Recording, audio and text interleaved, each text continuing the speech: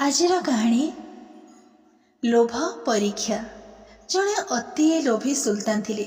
से भाबुतिले पृथ्वी रे समस्ते लोभी। थरे से राज्य को आसिले जड़े फकीर। से भिक्षा करी चलुतिले। जदि मिलुथिला खाउथिले, न मिलिले तो पानी पी सोउथिले। सुल्तान का मंत्री पचारिले, झापना ये फकीर भी कौन लोभी? सुल्तान कहले, ये भी लोभी, ये खाली बाहाना करुछि। ताकू डाक, मु ताकू परीक्षा करे।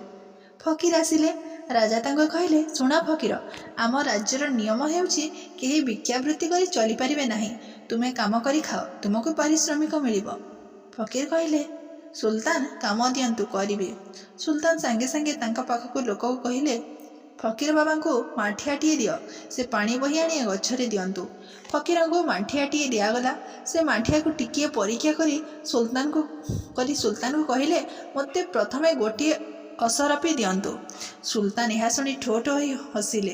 फकीर पानी आनिबा को बाहरी गला परे से मंत्री को आखिठारी कहले, मु कौन कहूली, दुनिया रे निर्लोभ केही नाहांती। फकीर होई गछरे पानी टिके देव बोले मागुची सुना असरपी। फकीर पानी बही गछरे देवाकू लागिले। काम सरी जिबा परे फकीर सुल्तान को कहले, कामर पारिश्रमिक बाबद मते गोटे मुठा अटा दियंतु।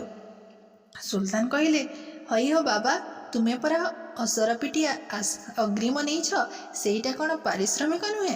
फकीर सुल्तान को माठिया बढ़े दे कहले, जहाँपना आपण माठिया कणाटीए थिला, से छिद्र बंद करने को मु असरपीटी को काम लगाइली।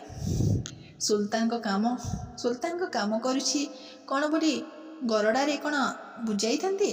केवल आपण मुह को चाहे असरपी मागिली। मो पाई से बाली गरड़ा ओ असरपी भितर किछि फरक नाही।